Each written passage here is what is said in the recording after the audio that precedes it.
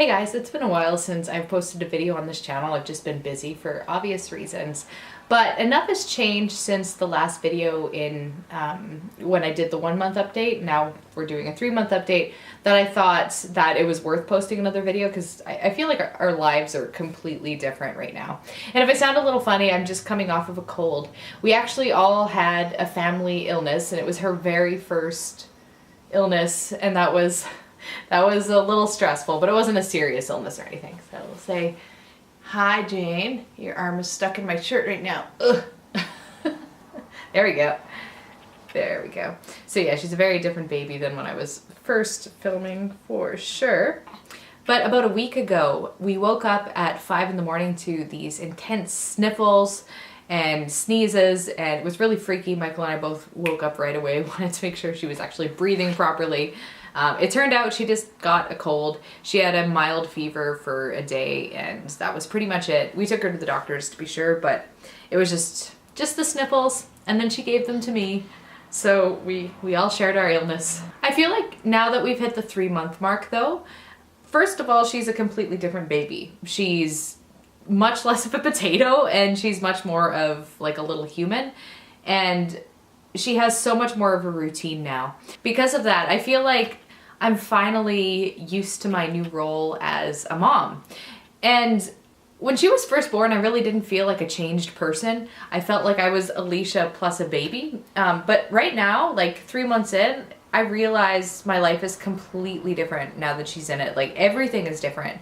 Our day-to-day stuff is different. My relationship is different. The way that I like choose activities and hang out and like everything has changed. And I went to see the movie A Quiet Place with Michael. We went on our first date a couple weeks ago. And after watching that movie, I just had this like passionate feeling that I've never experienced before, that like I would die for this child. I would do anything for this baby. And I've never felt that way about anyone in my life. Like even like I love my husband, but it's a different feeling. Like romantic love, which is very like almost like in your head, versus the way I feel about my baby, which is like a guttural, like instinctual feeling. Are you eating my hands right now? That's her new thing, by the way. She started to become obsessed with my hands and just eat them. So as far as our routines go, she's not sleeping through the night, but she is sleeping a 5 or 6 hour stretch every night, which means we don't do dream feeds. So basically we'll put her down around 9 or 10, and then somewhere like around 3 in the morning, 4 in the morning, she'll have like a quick feed, and then she'll be up for real in the morning, usually around 7ish. And yeah, that's pretty much our schedule. It's easy. When she wakes up in the middle of the night, she goes back down super fast. So that's good. It used to be a couple months ago that our middle of the night wakings and feedings were like it was like an hour. So I would be like getting up and I'd actually have to wake myself up so I didn't fall asleep. But now it's like we can both groggily have a nursing session and then go back down really, really fast, and it feels like nothing. It's a lot easier. As far as naps go, she's been difficult with naps because she's wanted to only nap on a human body. And the second you try to put her down in a crib or a pack and play, she will wake up pretty much instantly, like as soon as her head hits the ground, or the mattress, I guess, not the ground. And that's been a bit of a struggle because I've had to structure my days around her napping on me, and it's really incapacitating to have a baby nap on you for an hour and a half. Makes it difficult to do things like pee or get any housework done. But we're starting to turn a corner there too, I think. We have these swaddle blankets. The ones that Velcro, the ones that are foolproof, that you don't have to actually learn how to swaddle properly. And when we swaddle up her arms so that they're like tight to her sides, kind of like Harvey Karp talks about in Happiest Baby on the Block, but with a Velcro swaddle for dummies like myself. When her arms are tightly swaddled like that, she stays down. So I think having that, I'm not sure if it's the swaddle itself or just having like a consistent thing at nap times and bedtimes that kind of trigger her brain to be like, okay, I'm going to sleep now. That really seems to work. So I've been enjoying a little bit more independence from her because she's been having more naps in the pack and play instead of on my body, and that is awesome. Whoa, partying, big and strong. As far as her development goes, she's starting to get she has most of her neck motility now. Like if I hold her like this, she can pretty much hold her own head up without bobbling too much.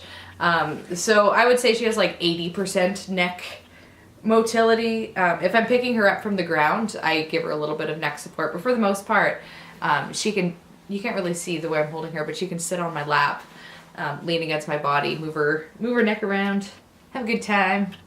She's not rolling or anything like that yet though. She hasn't yet been able to figure out how to get on her side. Our feeds have become a lot more routine too.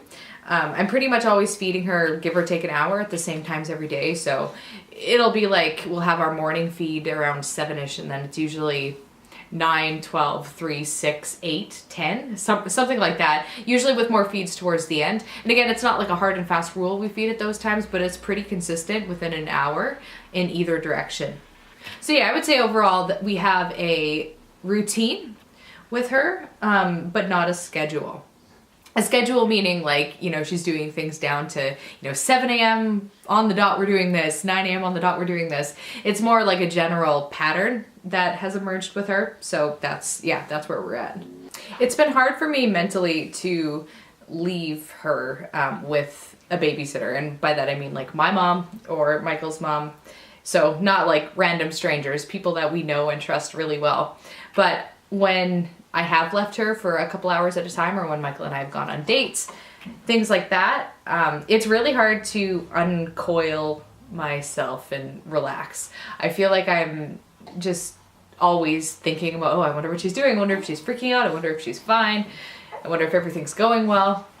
So I have a hard time leaving her. We're both kind of attached to each other right now.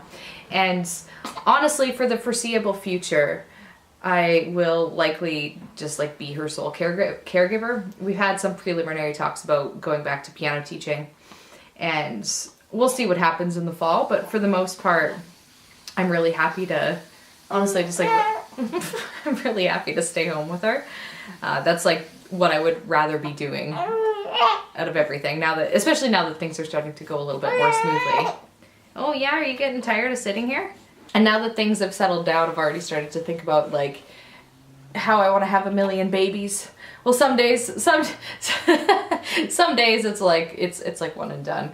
And then other days I'm like, I want to have as many babies as I can, but not really, because that would be insane. But yeah, she's becoming a little easier to deal with. We're past the newborn craziness, and yeah, I'm excited to have a family and grow our family, and we'll see how things go, one step at a time, but that's where I'm at. I think I'm gonna wrap up this video because she wants to not sit here anymore. It's playtime. We're gonna do some fun stuff, I guess, and I will catch you in the next video. Family photo op time. How's being a dad, Michael? It is good. It's exciting. What a deep and profound response. He's running off to do some big exciting stuff.